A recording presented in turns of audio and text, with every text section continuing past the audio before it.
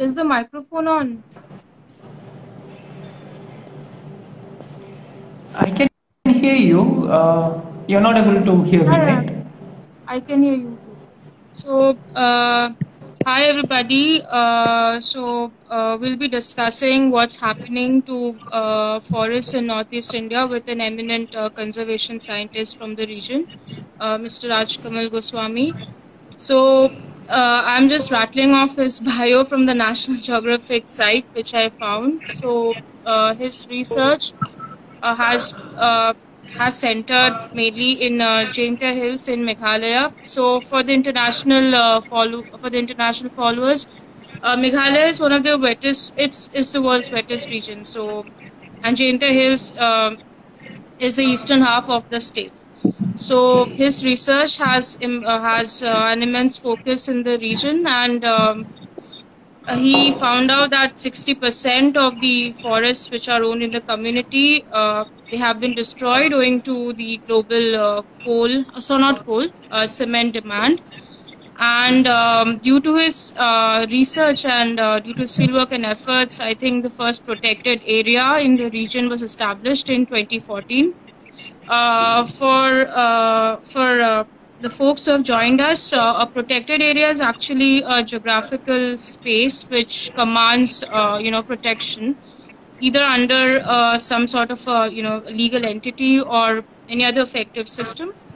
And due to Mr. Rajkamal Goswami's efforts, the Jaintia Hills had a first protected area. So, sir, would you just tell us about your about your struggles and about with the people or from the fossil fuel industry. How did you manage to implement this in a volatile situation, in a volatile state like Meghalaya, which already has a nexus regarding the coal and the cement factories? So Atre, I was just plugging my other headphone. Am I Okay. audible now? Yes, you're audible. Yeah. Can you just repeat the question if you don't mind? I'm extremely sorry. Yeah. Sir, can you The just first increase part. the volume? Okay. Yes. So I was just saying that due to your efforts, I've read that Jaintia Hills had the first protected area, right? So how did you manage this in a volatile state like Meghalaya, which already has this nexus? You have already talked about this nexus which exists between politicians and the coal fact and the fossil fuel capital, basically. So in this situation, how did you manage to establish the region's first protected area, and how did you convince the communities also on that regard? Yes. Yeah. So um, it's an excellent question actually because when I started working there, my initial feeling was that I'm going to one of the most like the remotest part of the country, and this was also one of the least explored part of Meghalaya because the Khasi Hills and parts of West Khasi Hills also were quite well explored, and I had already done some fieldwork in Garo Hills. And earlier there were a lot of work, particularly related to wildlife, which was already carried out in Garo Hills. But when I started looking for existing research in Jaintia Hills, there was like absolutely nothing actually. So I thought it will be nice, like wild place, and I'll have a lot of like fun there, and we'll get a lot of new stuff there. It'll be a nice place to explore. But when I went there, the first things to greet me were like long queues of coal trucks, and I'm talking about late the beginning of the previous decade. Basically, we are in a new decade now, so it was like 2010, 2011, like that. And that time, coal mining was at its peak, basically. And I was like stunned. So to reach from Joai, which is about 70 kilometers south of Shillong, and Joai is like the capital of Jaintia Hills. So from Joai to the place where I intended to set up my base camp, that was just about 60 kilometers. but it took me about 8 hours to reach that place. So you can imagine, and it was mostly because of big blocks because of the coal trucks. For people who have traveled in Jaintia Hills during those times can relate to this experience. And once I reached there also, as we started exploring the forest, most of the time what we could hear was this rumbling of trucks, a lot of dust flying on the road. The roads were in terrible condition.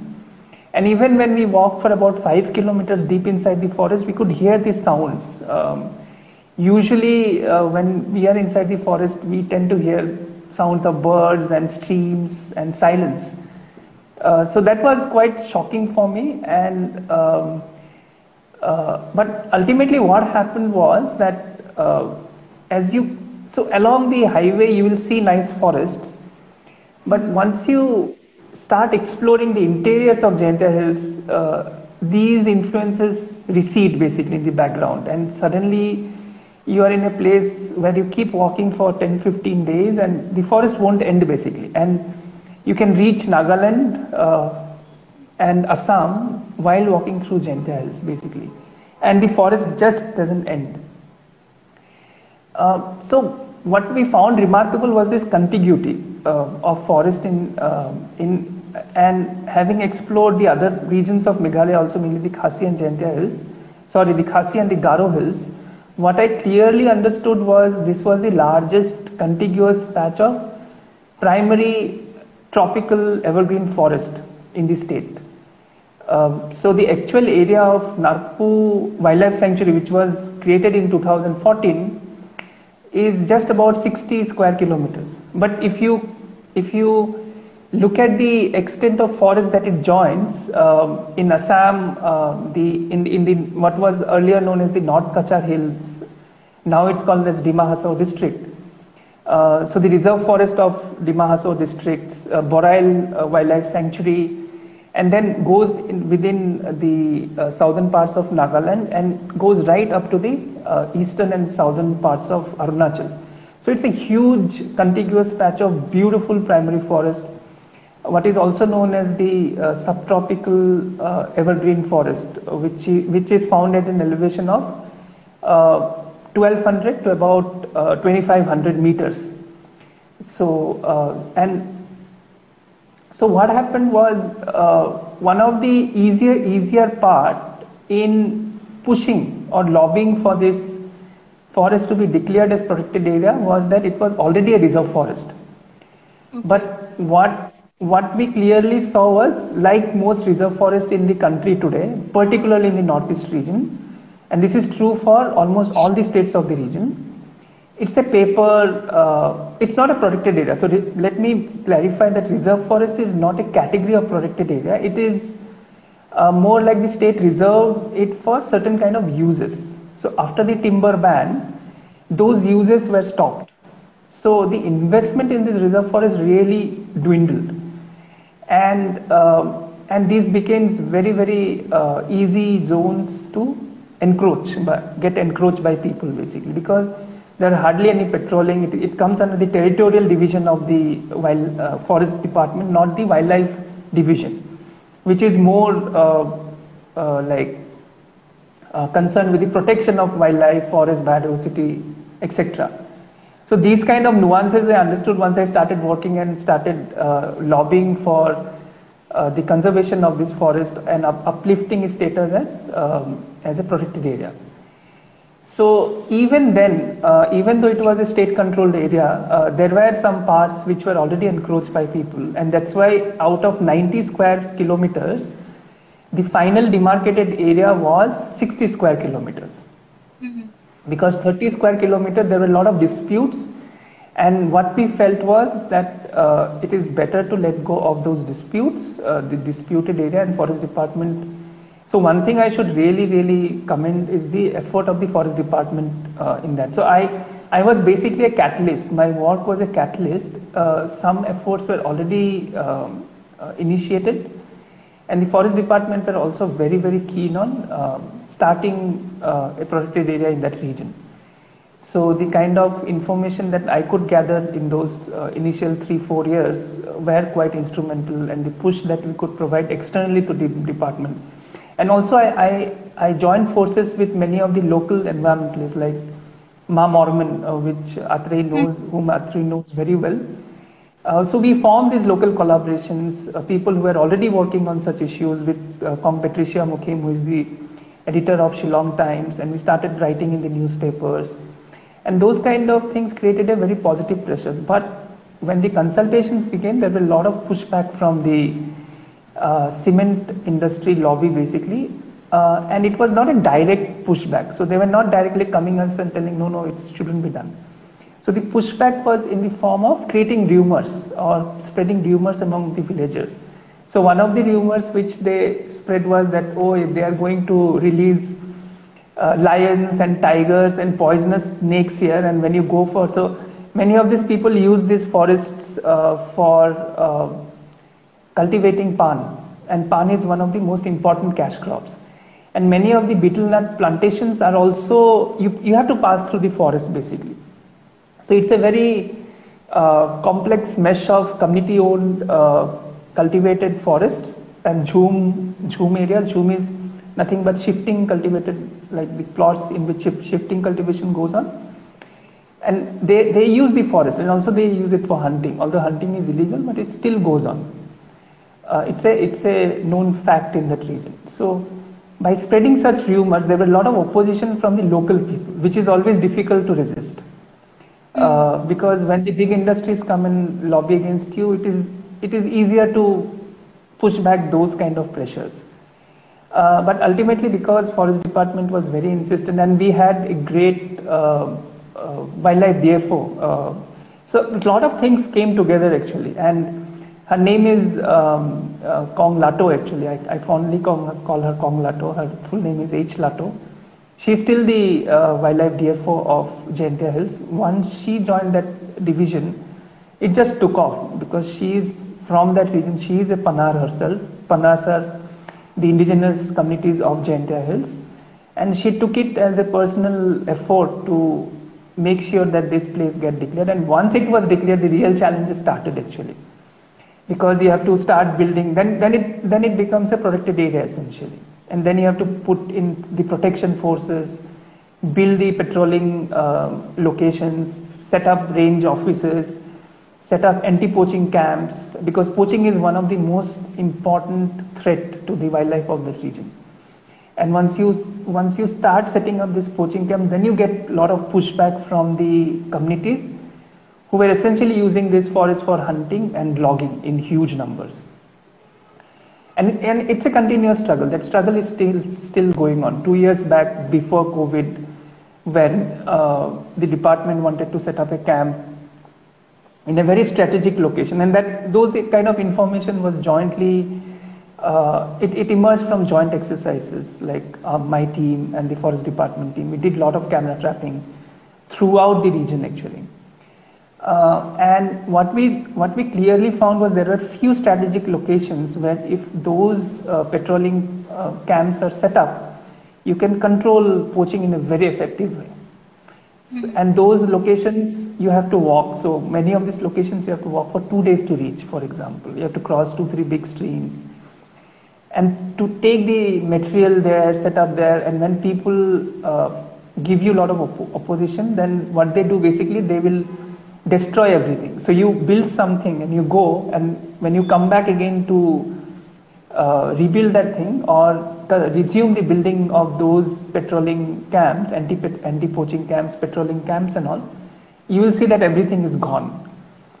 So, and then COVID happened and there was a break in that work, and it has already resumed, the work has resumed. So I'm telling you, for the next 10-15 years, it will be a continuous struggle, because the declaration part is done, but to secure that area and really make it in the real sense a protected area where things are really protected is something which is going to be a long-term challenge actually. Okay. Thank you for explaining it really well.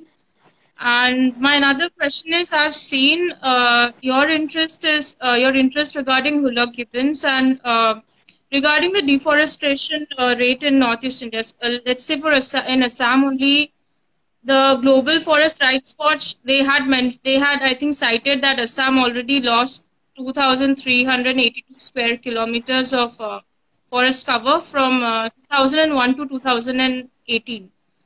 And regarding, these rates, how do you see the habitat destruction of Hulok gibbons panning out? And for international followers, again, Hulok gibbon is a species which you'll find in, like in India, you'll just find in Northeast India. So just. Yeah, yeah. It is also the only ape species that is found in India, and incidentally, it only occurs in the northeastern part of India. And there were debates like there are one species or two species, but very recently there was a paper which conclusively said that there is just one species, and the other variation that you see, it's a subspecies of the main Hulok gibbon that is most widely distributed in the country. It is distributed throughout the region, but it's like in Meghalaya, it's really confined to few pockets today, because of the way the forest has transformed over the last 200-300 years actually. And like you rightly pointed out, in Assam particularly, this transformation has been most intensive if you compare it with the other northeastern states, where you still see the dominant landscape. The landscape is dominated still by some kind of forest. I won't say all are primary forest, which is the most desirable forest for anyone who wants to conserve biodiversity, or even for sequestering carbon and all. But if you look at Assam, the dominant landscape is paddy fields and tea, what is known as the tea gardens. So there is a distinct difference between the landscape of Assam, which is mostly plains, dominated by plains, whereas the landscape of other parts of Northeast, which is dominated by hills. And if you look at Arunachal, these are like Himalayan mountains and all. So the processes of transformation of forests are also different in plains compared to hills.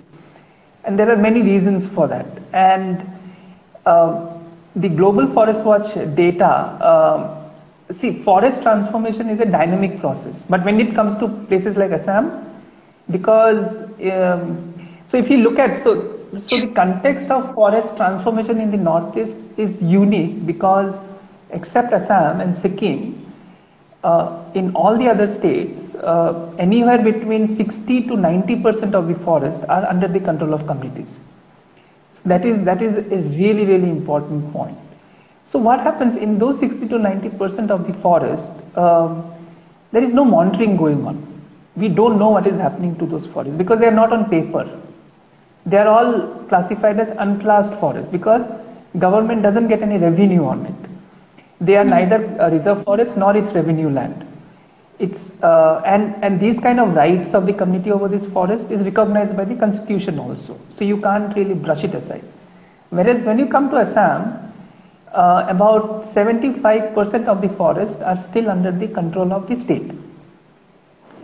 And only in the hilly districts of Karbi Anglong and NC Hills, you see patches of community controlled forests.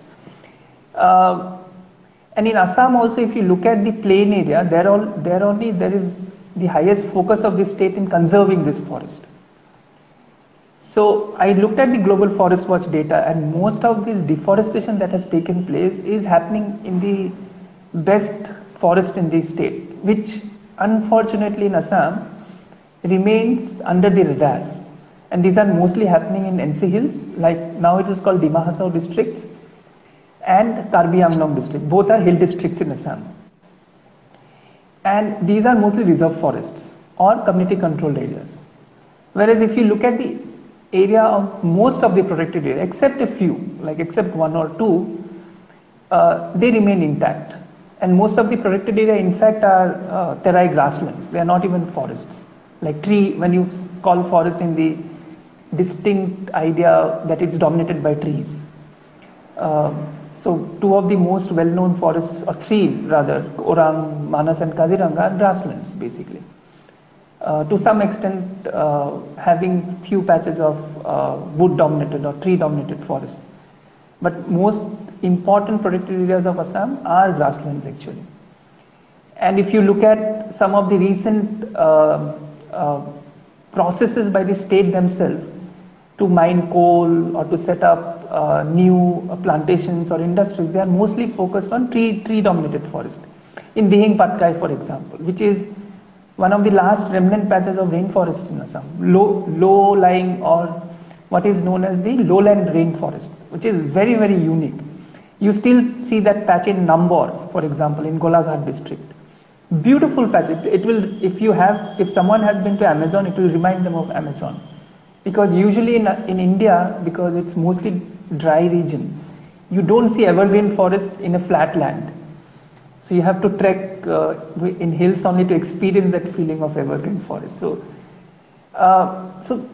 this is one of the main dichotomy that has to be kept in mind. Two dichotomies actually. One is the hills and the plain forest.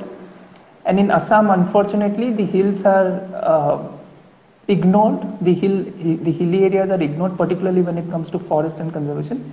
And there are other complex political issues and socio-ethnic issues which are drivers of such a marginalization of such biodiversity, if I can call that. The second thing is the dichotomy between state-controlled areas and community-controlled areas.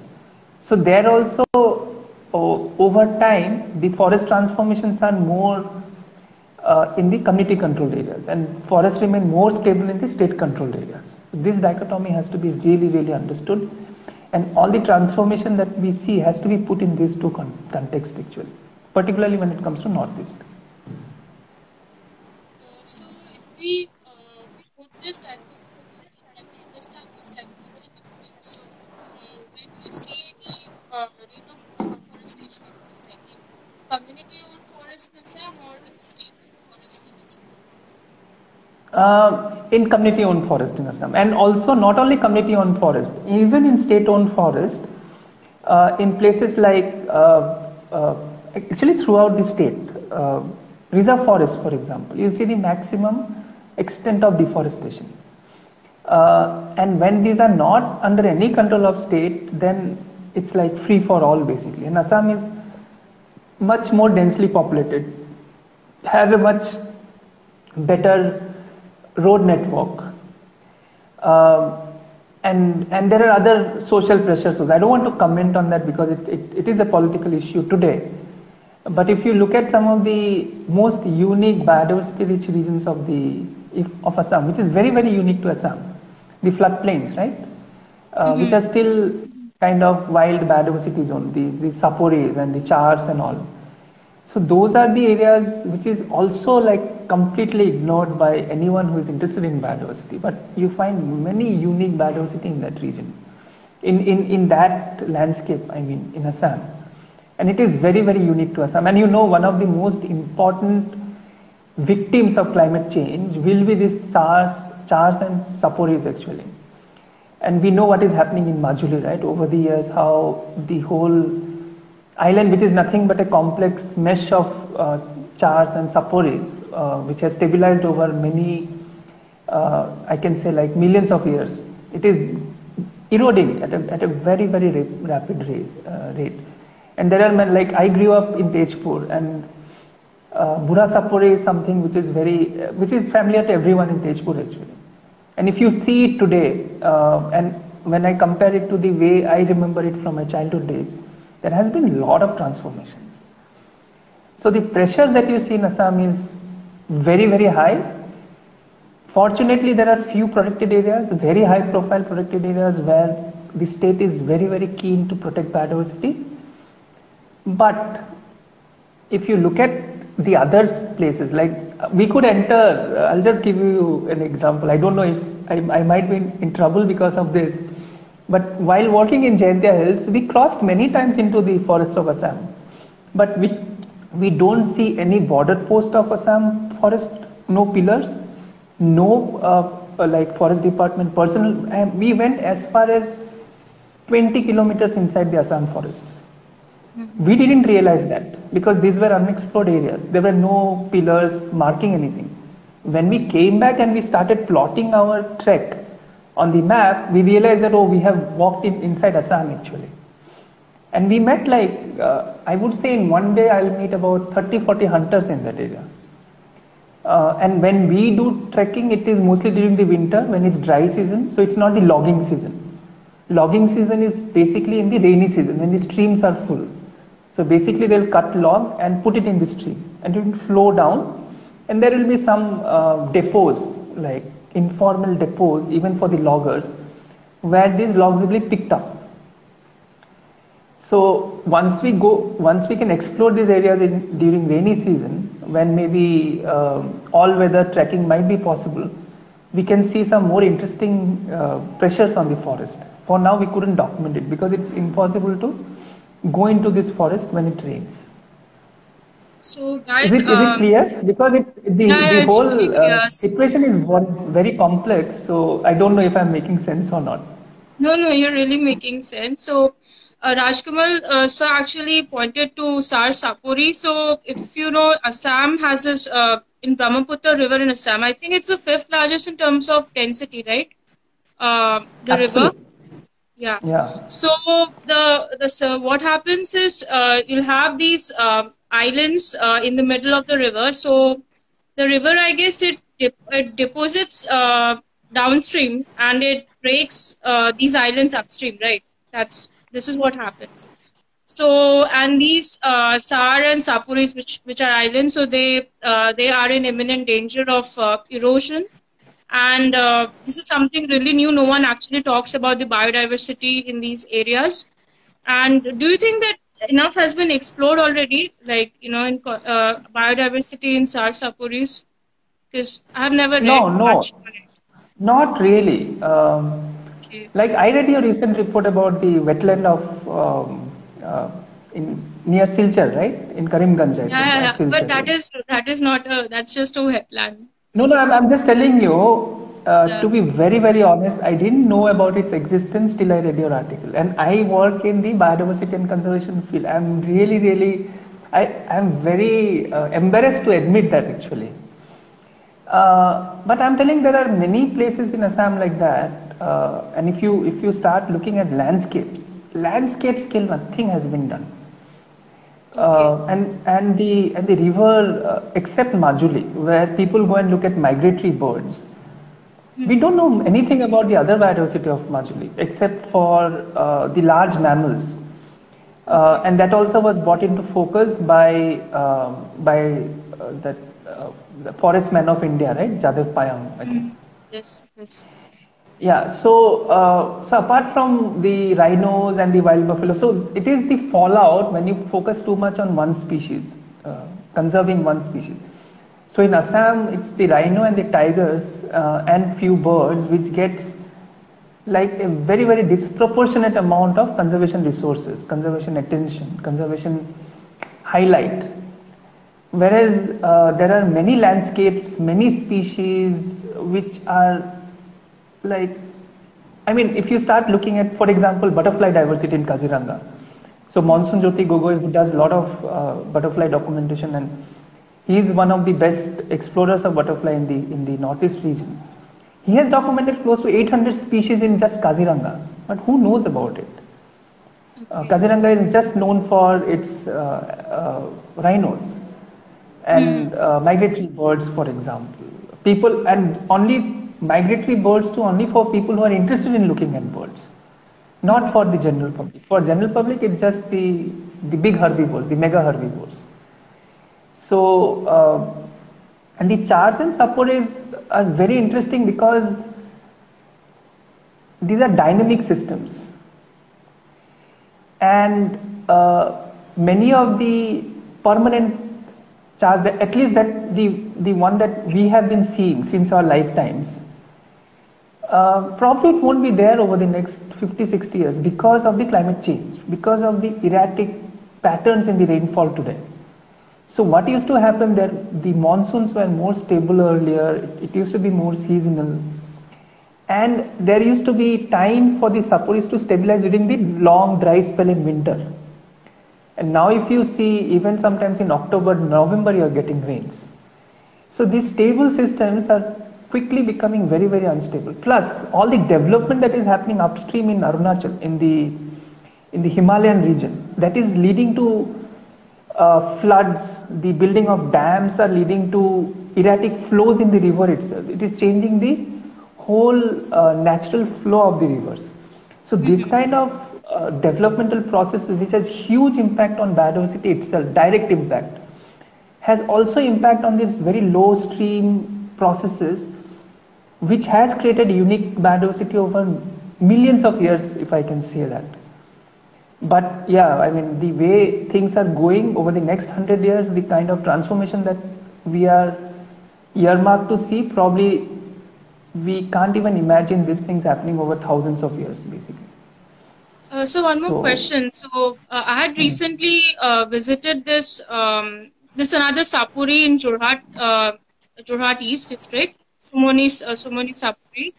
So this was just for some other report. So what I've learned from other researchers is locals is no one actually is asking them about the climate change impacts when people say that they are the ones who will be who will know, they might not articulate that it is climate change, but then they have observed the changes, I think over a period of years. And in Assam, usually everyone is talking about the Brahmaputra, but no one gives, importance about the smaller tributaries of the river itself.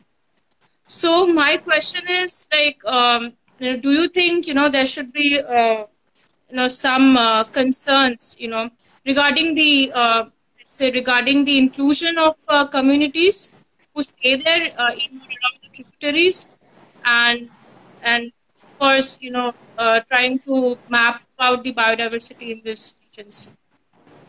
Absolutely. I mean, this is one dark area of biodiversity research, I'm telling you, and climate change, for example.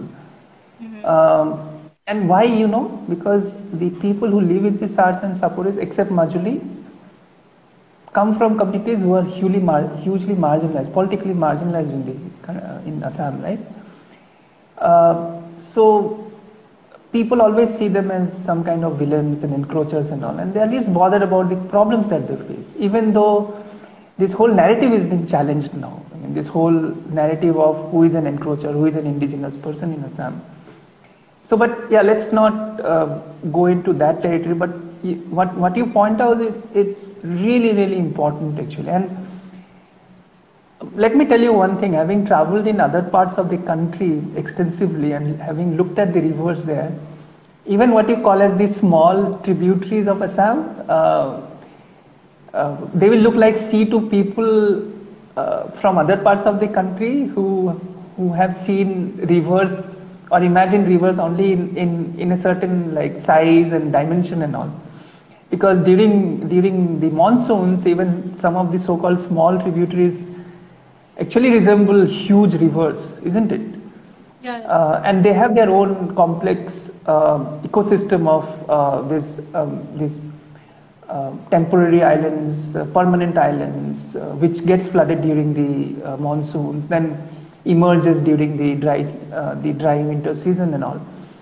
So that ecosystem is one of the most threatened ecosystem in Assam right now, and it deserves all the attention that one. But in the process, what I'm really concerned and don't want to happen is that communities whose livelihood, whose lives are associated, who have learned to adapt to live in these very unique ecosystems, become criminalized and even more marginalized, and they'll start losing rights, because that's one of the fallout of many biodiversity conservation initiatives, which we see particularly when we start talking about the fortress or the protected area mode of conservation.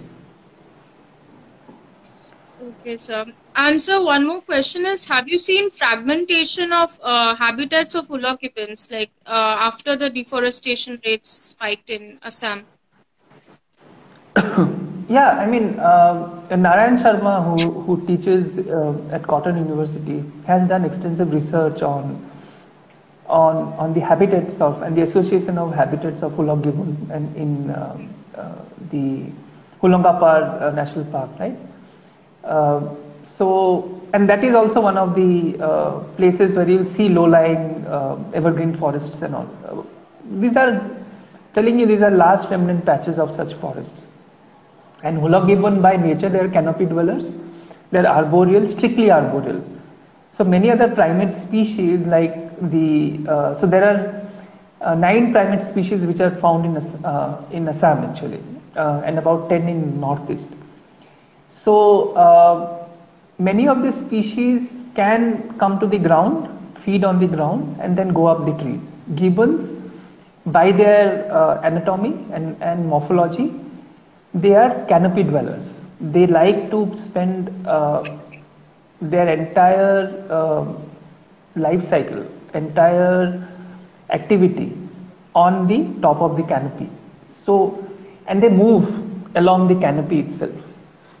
So for them to survive, the intact canopy is really, really important. And that's why you might have heard that in places like Gibbon Sanctuary, where habitat has been fragmented by railway tracks and roads and all, they are building these canopy bridges, right? So that the Hoolock gibbon can move around. So why it is important for animals to move around? There are many reasons. One is for their own utilization of resources, because in forest resources are not stable over seasons, so they keep fluctuating. Plus also for the genetic exchange of animals, right? Otherwise what happens, like in Kaziranga, what is being predicted is if the rhinos are not able to move around, they will become genetically depressed. That means they'll start having a lot of issues. Same argument is also given for lions. So habitat fragmentation is going on at a rapid scale in those kind of forests in Assam, like I told. And these are forests where there is some conservation attention. People are trying to build canopy bridges. But there are gibbons found in NC Hills also, like Dima Hasao district also, Borail also. There are gibbons found in Karbi Anglong also. But what are happening with those forests, no one knows. And a tremendous amount of transformation are going right under the nose without much understanding of how these forests are getting transformed, why they are getting transformed, so that we can prevent some of these transformations. Okay. And so my next question would be, I remember during one of our interviews, you sort of said you cited a couple of factors which are leading to wiping away of the forest. First was the subsidized form of agriculture, then you had the fossil fuel industry, then you had the monoculture plantation, and you have the palm oil.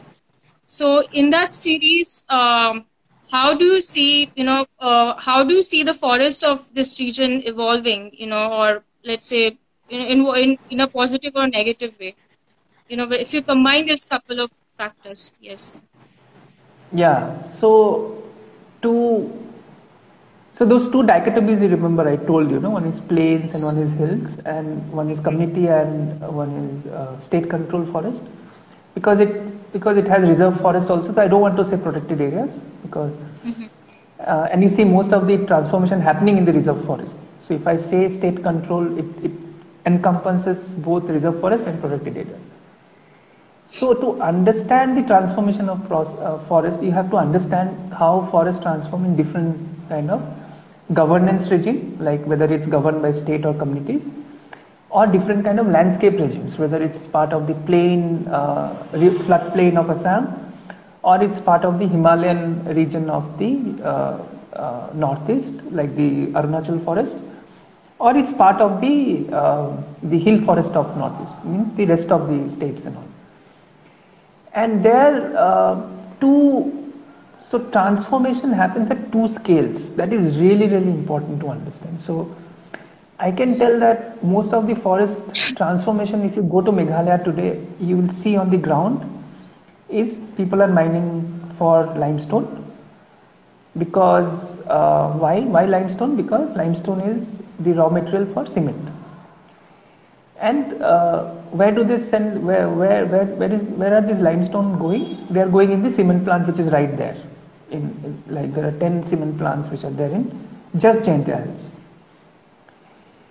But that is the local level changes that you are seeing. Limestone mining and the cement industries which are existing there, which is using this limestone to produce cement. But the other factor, like why we need cement, or why, where are the cement going from Jaintia Hills? What kind of demand it is meeting? So those are the what is also known as ultimate drivers of forest transformation or forest change or forest loss.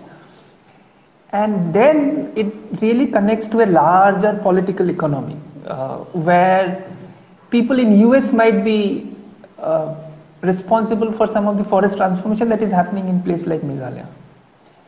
So the question is why it is important to know these processes at different scales. Because if you think that, okay, if you just tell people not to mine cement, then you can stop forest transformation or forest loss. But the fact is, it is not being driven by the demand for limestone in that region. So to really prevent forest loss in Jaintia Hills, you have to prevent limestone mining, and for that you have to stop the demand. Because so if you take the developmental trajectory of India today, for example, it wants to grow at the rate of 9-10%. And real estate, infrastructure development are two of the most important pushes to reach that growth rate basically. And if you look at all the policies of the state, they are trying to make these two particular sectors very, very easy for people to come and invest money in. So unless this kind of processes are controlled, you can't really control what is happening in Jaintia Hills. So over the next 10-15 years, like the question that you asked, what is going to happen, it will be determined by the larger politics of the country, the larger economic focus of the country.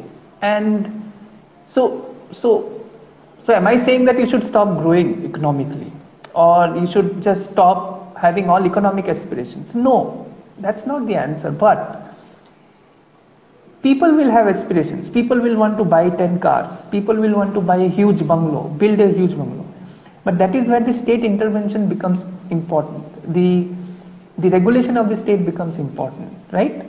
And that's where we need the state to come up with developmental ideas, developmental regimes, which is more sustainable. That's where the idea of sustainable development comes. But are people willing to, the state willing to do that? Because as individuals, we can do only very limited things. But if at policy level these kind of changes are not reflected, I don't think it is going to make any changes in the rate that we have been seeing in the last 10 years. So it will only get worse. I'm sorry it gives a little pessimistic picture, but like the trend that we are seeing now, I see the processes getting worse, and there are multiple pressures. Like earlier, the oil palm pressures was not there. So you have just added one more pressure to the existing pressures of what you listed, right? You have mining, you have like state-driven, market-driven, like large-scale plantation, like what is known as the cash crop plantation. Of course, agriculture subsistence will go on, you can't stop that. And then on top of that, you put palm oil also. That is what I was telling someone else also, that it's not like palm oil is going to replace other things. It will just accumulate over all the other development and pressures that are existing on the forests. So that is something which is not a great news for forest, in particularly the community forests. Okay. And so, like, even you have mentioned in a couple of researchers, so whenever we talk of palm oil, you say that what major thing that we providing so much and how even they also increase the forest. Yeah. So just Sorry, I can't hear you, Atrey. yeah.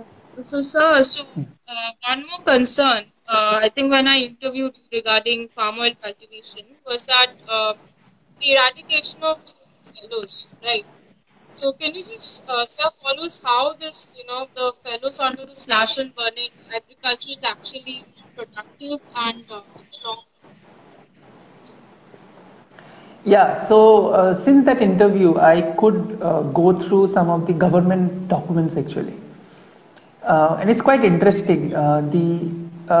In the way they're currently pushing for palm oil, so they have taken a lot of checks and measures, if I can use that term, and they have clearly stated that the palm oil cultivation as per the mission policy will happen only in existing cultivation area or existing cultivated areas, and they will replace other crops, so they won't lead to forest destruction. But that argument doesn't hold for northeast, like you correctly pointed out, because what are existing cultivated areas in northeast? So they're not talking about existing cash crop cultivated areas, which are more permanent in nature, which are more well defined in space and time.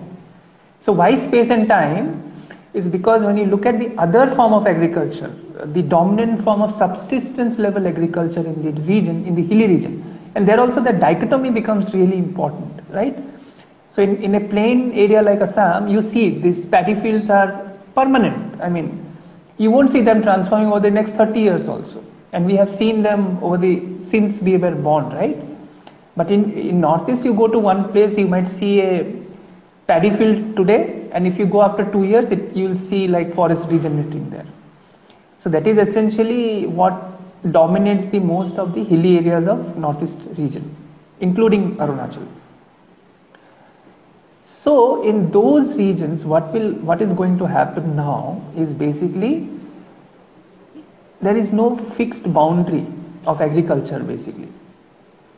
So people will start using these fallows also, clearing the fallows, and tell that no, it is my agricultural field, just that forests have come back, and use it for palm oil. And that is exactly what has happened in Mizoram also, right? In Mizoram, palm oil has led to forest clearances. So my point is these fallows are actually forests. So if you go to a 15-year-old fallow in Meghalaya, for example, and even I couldn't make out whether it's a fallow or a primary forest. It looks identical. The species composition is very, very similar to a primary forest. But if you look at the history of that land, if you talk to people, 18 years back people were cultivating in that land. Okay. So this is the beauty and the sustainability, the high sustainability factor of shifting cultivation, where the damage is not permanent, it's reversible. Okay. Unlike the cultivation that you see in the plains, which are irreversible basically. So once you transform a landscape into paddy, forests are not going to regenerate there. Okay. And now oil palm, given its push, even if it's saying that we will only focus on areas in the country which are already cultivated, in the northeast that is very, very nebulous or ambiguous, because the whole cultivated area, the extent of cultivated area itself is not known in the unclassed forest particularly. So there also you see the two regions, the dichotomy which I told earlier, the plains and the hills, and the community and the state. So here also the hills are the most vulnerable, the community forests are the most vulnerable. So that's why this dichotomy becomes really, really important when you start looking at deforestation, loss of biodiversity. Okay. So you know where to focus basically. And the next question is like, we have looked at Indonesia, how this entire orangutan species was wiped out. So if you talk of Northeast India, what are the species you deem, will face extinction? And it's just not of palm oil, the other, I don't know, monoculture or commercial agriculture taking place. So one thing is what we saw in Meghalaya, for example. So gibbons are wiped out. So only where you see this remnant small patches of forests, you see gibbon there.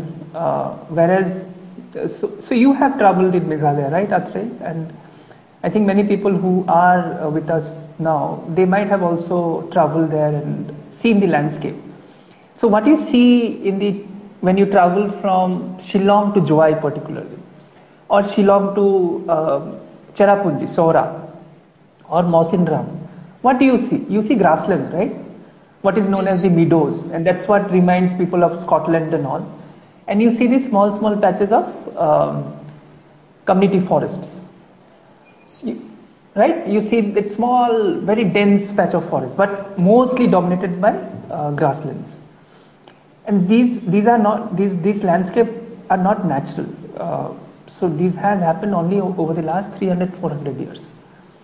And I am seeing similar transformation happening in the frontier regions of Jaintia Hills, which is in that same elevation belt, but because of extensive cultivation and because these are like undulating terrain, not exactly hilly, people can set up permanent agricultural plots there.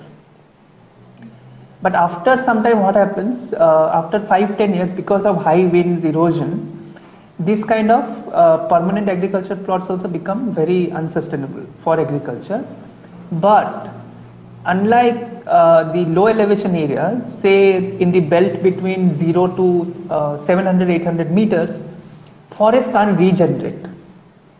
Once again, because of very high wind and rate of erosion, and also because of the extensive use of fire for grazing there.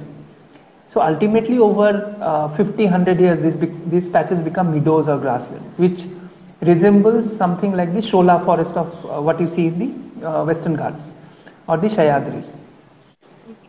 So, this transformation, which is happening now, has actually led to the extinction of Hulok gibbon. Otherwise, Hulok gibbon was found throughout Meghalaya.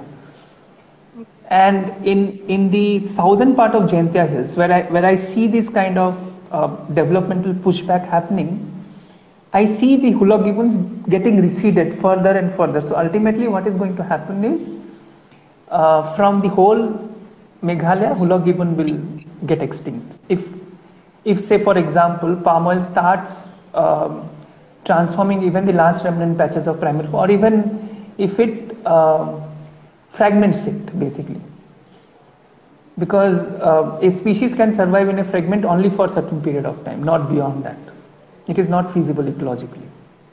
So you said that you saw grasslands and then they were ringed by these forests. So what was the landscape before, the forest landscape in Meghalaya before? It was mostly dominated by forests, like what is known as a subtropical evergreen forest. So whatever you are seeing in the remnant patches, particularly when you are traveling between Shillong and Joai and Shillong and Sohra and Cherrapunji, like Pinursula and all, you see this beautiful large patches of community forest. And you see pine, right? You see a lot of pine. That is not native to Meghalaya. People call it Khasi pine, but it is Khasi only for the last 300 years or 400 years. British planted this pine forest there. And extension of pine in Meghalaya is also one of the reasons why many of the forests have disappeared in Meghalaya actually. Okay. So can you just elaborate on the extinction of pines? What were the factors which have led to this? And this is something which is really new. I never had any idea of this. No, not extinction of pine. I'm telling extension of pine, like the extensive. Extension. Sorry, I heard extinction. My bad. No, extensive cultivation of pine, basically. So pine is used for timber and extensively used for plywood industry in the state today. It is illegal, but it's still going on. All sawmills are illegal in Meghalaya, but it's still going on. So the introduction of pine species, it's a threat. It's not complementary to the vegetation that's available there. Means over time, see, the vegetation adapts. So in Uttarakhand, for example, the forest is a mesh of this subtropical evergreen forest, and you have pine forest there, and you have different species of pine-dominated forests. And each forest has its own unique set of biodiversity. So we are looking at birds, for example. In Meghalaya also we saw that pine supports a certain kind of biodiversity, but it doesn't mean that pine is ecologically native to that landscape. Okay. Birds have learned to adapt to pine. Certain species thrive in pine, but relatively diversity is much lower in pine because once again it's a monoculture. And Okay. also the turnover rate is very high. So once the pine reaches a certain girth and height, they will chop it, they will log it, right?